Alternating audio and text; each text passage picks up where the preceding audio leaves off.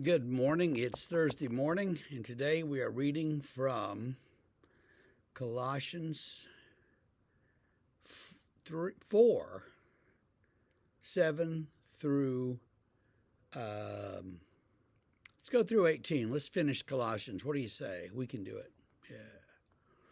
7 through 18. Tychicus will tell you all about my activities.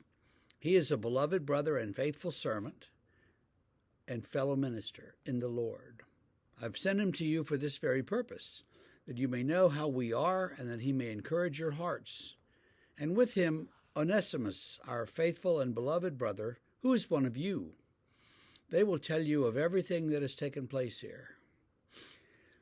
Aristarchus, my fellow prisoner, greets you, and Mark, the cousin of Barnabas, concerning whom you've received instructions. If he comes to you, welcome him. And Jesus, who is called Justus. These are the only men of the circumcision among my fellow workers for the kingdom of God, and they have been a comfort to me.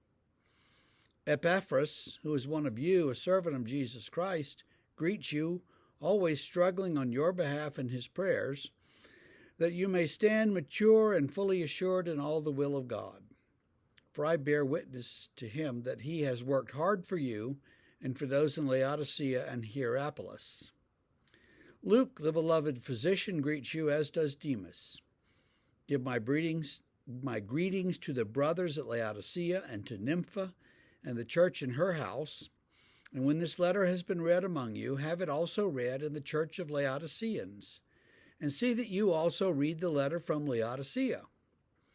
And say to Archippus, see that you fulfill the ministry that you've received from the Lord.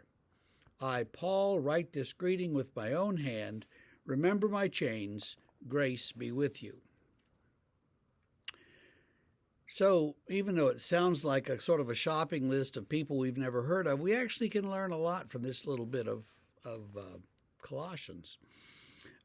Paul sends Tychicus to carry the letter, and Onesimus with him. Now, you remember Onesimus? He's the subject of the letter of Philemon. Paul had sent this letter to Philemon saying, essentially, you need to free Onesimus because he's become quite a good helper of mine, and you need to do this for me.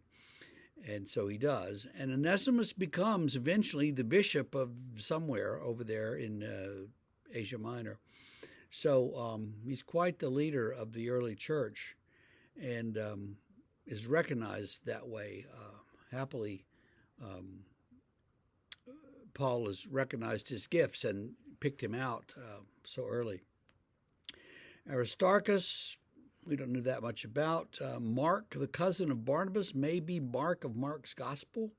And Paul has had some, on-again, off-again relationships with Mark. Jesus Justus, don't know too much about him either. But these guys are all Jews, and so they're the only ones of the circumcision who are among his workers, but they send their greetings. Epaphras, who's one of them, struggles on your behalf in his prayers. It's interesting how often Paul uses that language. He struggles. They don't just pray a prayer. They struggle to pray. Praying for your maturity, so that's a good thing. And then he says, Luke sends greetings, as does Demas. Now, later on, we're going to hear in another letter that Demas has gone off and followed the world and left me all alone. And here I am, in my books. But in this case, Demas is still faithful in helping him, as does Luke. And he says, Laodicea is near you, so trade letters with them after you've had a chance to all read this letter. We don't know anything about the letter from Laodicea. The early church didn't know much about it. Whoever collected Paul's letters, which was very early, like before the end of the first century, there was a standard collection, and it did not have a letter from Laodicea. And there's been some speculation in the 20th century that it's actually Ephesians, and there's some reasons for that, but we don't know. It could be. But anyway, Paul is saying, read this letter and then trade and read that other letter I wrote. So he's aware that his letters are helping people and being passed around. And he says finally, then tell Nympha, the great Nympha, and that church in her house,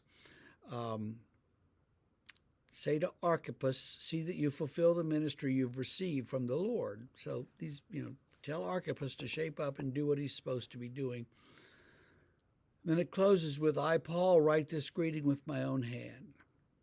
See, he would have had an amanuensis, a secretary of a certain kind, somebody who was skilled at writing, at penmanship, and also knew the standards for producing the text in the way that they always produced them, with all the lines even and all the script very carefully written in the same, in columns and all of that. Those guys could handwrite manuscripts that look to us like they're printed books. They're so carefully done. So he's taking dictation from Paul, and you can imagine, scribbling all this down and then copying it over. And when he gets finished, Paul says, "Oh, let me sign it." And he says, "I write this with my own hand." And he does that a lot. He doesn't write his letters himself. I think he paces around the room dictating them, and the guy's doing his best to get something written down. So there you have Colossians. He ends the letter like he always does, with a lot of greetings to a lot of people, and these people send greetings and all of that. Later on, he'll in some of the letters, I think Ephesians is one of them, if I recall, he doesn't really do that very much. And so the speculation is that Ephesians has been cleaned up as it's been passed around, because they don't know who John Smith is, and so we'll just cut that out. Let them read the important part.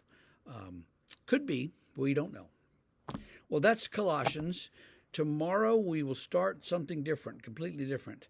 And I'll just leave you hanging there, and we'll see you tomorrow morning. Have a great day.